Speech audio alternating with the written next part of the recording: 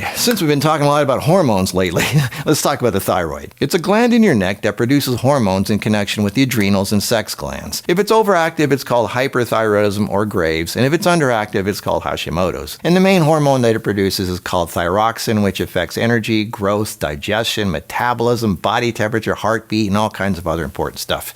If you don't have enough iodine in your diet, it cannot produce enough thyroxine. It also releases a hormone called calcitronin, which puts calcium in your bones. It does lots of things. The thyroid regulates metabolism. So if you're in your younger years, for example, if you're buzzing around like you're on speed and you could eat just about anything you wanted without gaining weight, well, your thyroid may have been a little on overdrive. That sounds like me. And if in your later years your metabolism is slowing down and you're gaining weight and you just don't have the energy you used to, then maybe your thyroid is not in tip-top shape. What affects a thyroid? Well, everything.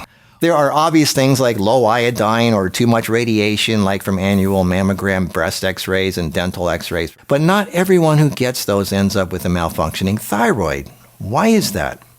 Well, let's say you're gaining some weight or getting tired a lot, so you have less energy, so you go to the doctor and he says, could be your thyroid. Let's do a thyroid test. Yep, looks like your T3 and T4 are low. Here, take these thyroid drugs.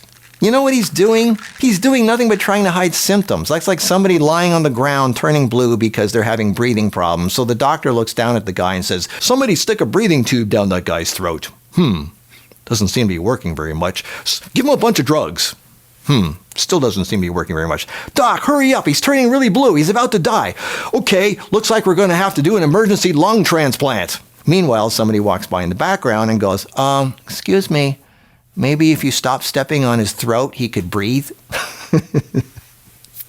That's what the medical world is like. Blame a body part as being defective, throw drugs at it, and if that doesn't work, cut it out, right? Name the body part. That's what they do with the gallbladder, the liver, the colon, the testicles, the thyroid, the kidneys, the uterus, hysterectomies, breasts, lungs, and even the heart. They act like these body parts inexplicably went bad for no reason, and they need to be either drugged or cut out and replaced if possible. Well, I hate to say this, but the thyroid doesn't just stop working like a cheap water pump in a GM car. They think like, after 50, 60 years, your thyroid just got worn out. It happens. No, it doesn't. Thyroids do not just get old and worn out. And even more importantly, stop focusing on the thyroid. The real question is, who's stepping on the thyroid? What's choking the life out of it? Things don't just happen for no reason. Trace it back to the real cause. Everything affects everything. Everything is connected. I guarantee you, if an overactive or underactive thyroid, which is a symptom, not a cause, that there are things that are happening in the body that caused the thyroid to be like that. And nowhere in the equation is the answer because a certain body part just went bad or for no reason. Body parts take instructions from other body parts. These signals and messages are called hormones and enzymes. And hormones are a community. Like tongue receptors and digestive enzymes release and control insulin, for example. Insulin stops HGH, human growth hormone, so the body can focus on digestion and fuel systems. It also makes you tired so the body can focus its energy on transporting fuel. Cortisol, which comes from stress, affects estrogen. Estrogen triggers fat storage, mood, brain function, hair, skin, and yes, thyroid. Progesterone controls estrogen levels by converting to estrogen when needed and by reducing high estrogen levels to prevent cancer and other estrogen-related problems.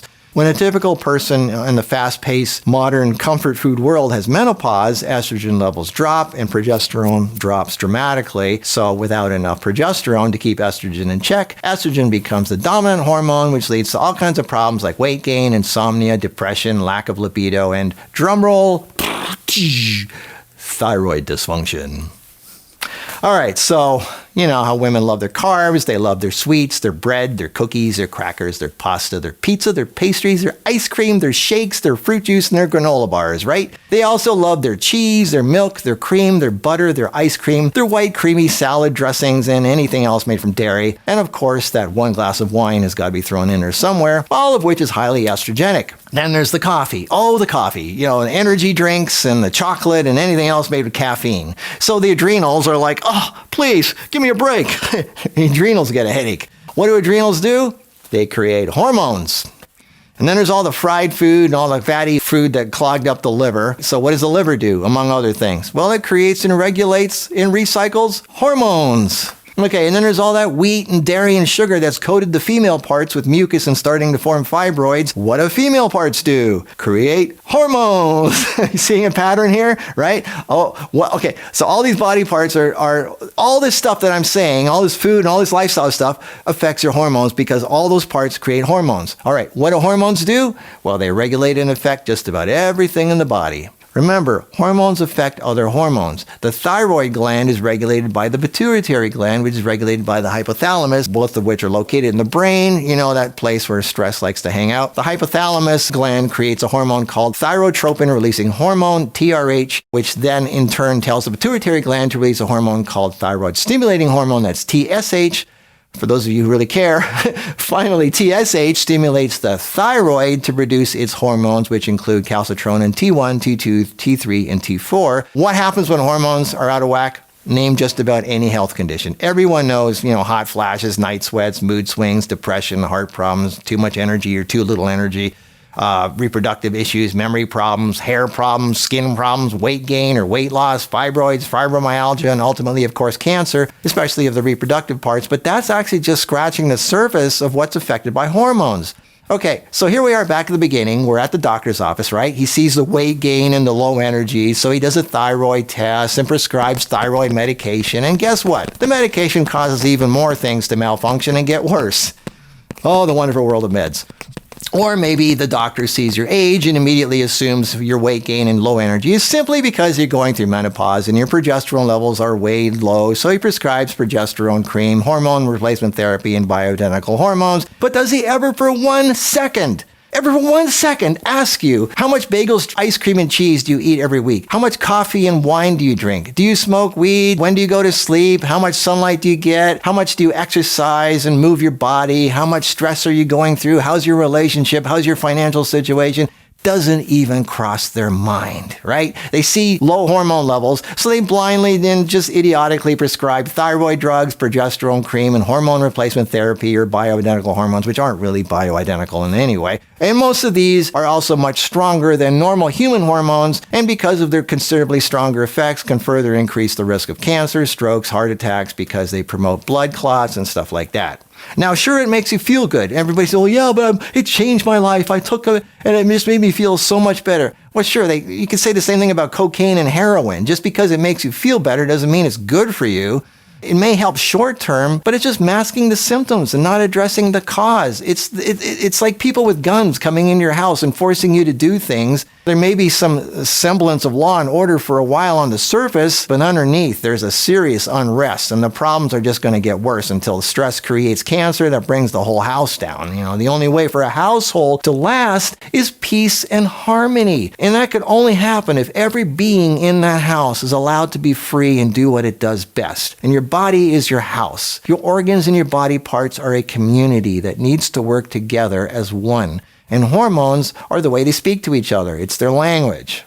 Now, you may be getting frustrated right now because you think I'm not talking much about the thyroid, but I am, and I hope you see that. You cannot think of the thyroid as just an autonomous body part that has nothing to do with all the other body parts. If it's not happy, you need to ask yourself why. If a child is not happy, as a good social worker, you need to have a good look at the whole household. What's really going on? You need to have a good look at the parents. What's in the refrigerator? What are the kids watching on TV and everything else? Simply giving an unhappy child some antidepressant is not the answer. Your thyroid is your child. Simply taking thyroid pills is not the answer. Simply taking or avoiding iodine or cruciferous vegetables is not seeing the forest because you're staring at one tree. Taking glandulars, ground up cow thyroid, is not just a joke, it's an insult. Why is your thyroid unhappy? For example, like I said, estrogen dominance can lead to thyroid dysfunction.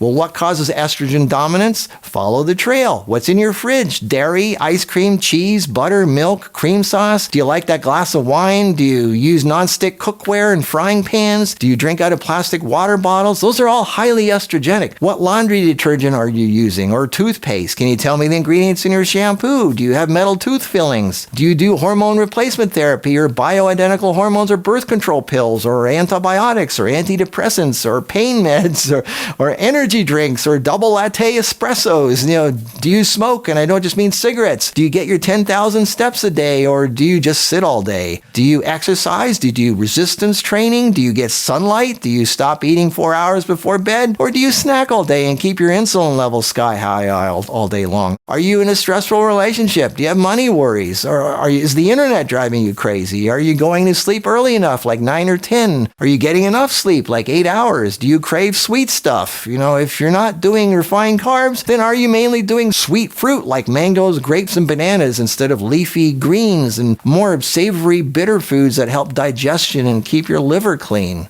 Most people just go for the sweet stuff. Okay, so there's estrogen dominance, but hypothyroidism can also be caused by candida. It's a yeast that forms in the body from eating too much sugar and wheat and refined carbs and cookies and crackers and pastries, even fruit juice, because it's too much concentrated sugar. When it grows, it starts mutating into fungus, which then perforates the intestinal tract, resulting in leaky gut, and it just becomes a nightmare with autoimmune disorders and all that. The fermentation from candida fungus and yeast in the small intestine prevents assimilation of vital nutrients we need for our body to function properly, and this lack of nutrients stops the thyroid from getting the building materials it needs to make the hormones that it needs, like thyroxine. So our body temperature regulation doesn't work right anymore. You get hot flashes, night sweats, your sex drive is shot, your moods are all over the place, you're usually irritable, you get cold hands and feet, your brain becomes foggy, you can't think straight.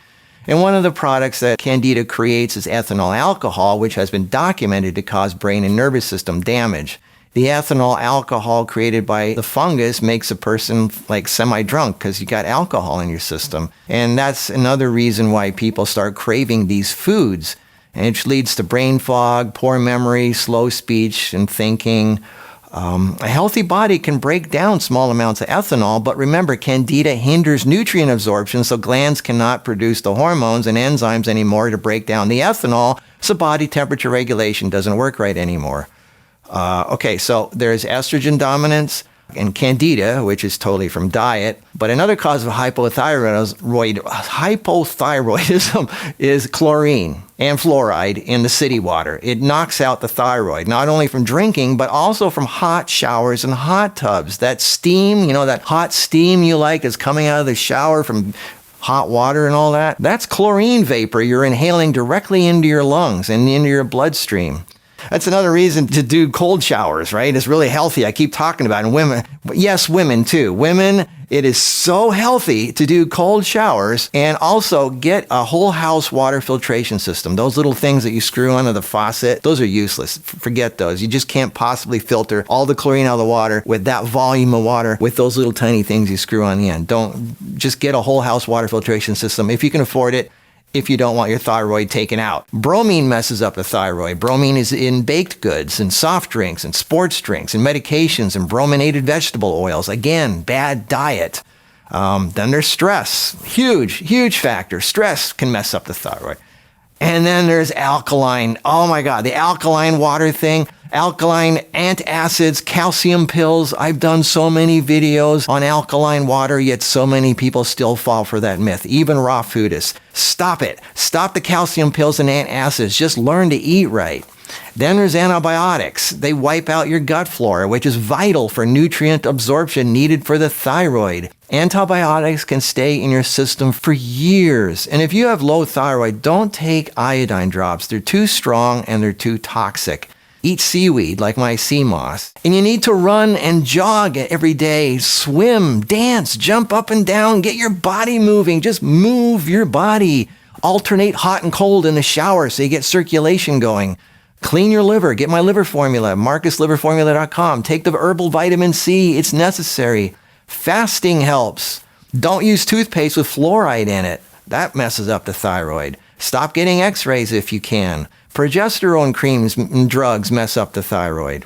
Okay, then there's hyperthyroid. That's Graves. This is where the thyroid is overactive and you're an overly moody, skinny, nervous bag of energy that drives people nuts. Young girls usually have this more than older people, but some older people do. You sweat easily, you're too skinny, your joints hurt, possibly lower back pain, you got dry skin, your digestion is messed up. I'm sure you know all these symptoms. It is absolutely imperative that you minimize your stress or else you're going to explode. It is so important. Whatever it is that's causing stress in your life, you got to get rid of it. You have to, especially if you're hyperthyroid. Avoid sugar and sweet stuff. Anything that gives you a buzz, like caffeine. Get rid of the caffeine and the coffee and the sodas and the stimulants and the espresso. Stop taking DHEA. Take lots of magnesium and get the magnesium really calms you down. There's even a product called Calm, which is really good magnesium. Take like a spoonful in the morning and a spoonful at night. Take as much as you can handle. Get potassium from raw vegan food, like vegetables, green stuff. Green stuff is full of potassium. Whole fruit and blended fruit's fine, but do not juice the fruit. Too much sugar. More greens. Greens is high in potassium and magnesium. That helps calm you down. That's why Kara eats a lot of green stuff. Exercise, get sunlight. I keep saying this. Stay away from all the refined carbs. Stay away from calcium pills, alkaline water, and acids, especially if you're hyperthyroid, because when the thyroid is overactive, it produces too much thyroxine and parathyroid hormone, which raises calcium levels in the blood, which leads to kidney stones and possible kidney failure. Lower back pain is a good indication you got possible kidney issues. Now notice a lot of the things that I'm saying here that affect estrogen levels and menopause and female issues also affect the thyroid. Diet and lifestyle is critical for that, not simply taking drugs and hormone replacements. That's not the answer. Make changes now before it's too late, before they start cutting out your thyroid and your uterus and your ovaries and your gallbladder and whatever else they can take out. Once that stuff is gone, you're never the same again. Menopause is not supposed to be painful. Hot flashes, night sweats, uterine pain, mood swings, and fibroids are not normal if you live and eat the way nature intended. Thyroids do not just go bad. The body is really good at self-regulating hormones if it's healthy and clean. After the baby years, you don't need all that estrogen and progesterone anymore, so reproductive function shuts down and the adrenals take over, producing just enough female hormones to keep you going. If your bones are getting brittle and your hair is thinning out and falling and your skin is drying and cracking and your energy is low and your muscles are withering and you're losing your gusto, then your hormone-producing parts are not working optimally. Stop burning them out with caffeine and coffee and energy drinks and stress and lack of proper sleep and sunlight. Get off the internet and start walking 10,000 steps a day in the sunlight. Stop listening to the news and start listening to beautiful music. Go get massages. Start feeling good about yourself again. You've had your kids. The second half of your life is me time. Now pull yourself together, clean up your act, and start living. Download the Thyroid ebook at marcusebooks.com if you want to learn more. The night formula helps you sleep and rebuild hormones. There's all kinds of testimonials, but remember, it's not just what you take. You still have to improve your diet and lifestyle and sleeping habits. Getting better is up to you. Not your doctor, not hormone replacement pills or shots. It's up to you. It's what you eat, when you sleep, and getting rid of the stress in your life. I hope you take this to heart because I want you to know what it's like to be really alive. I'm really passionate about this, and that's why I get worked up. I'm sorry if it sounds like I'm yelling, but I'm passionate about it. I want you to be healthy. I want you to know what it's really like to be healthy and alive. Okay, I'll see you in the next video.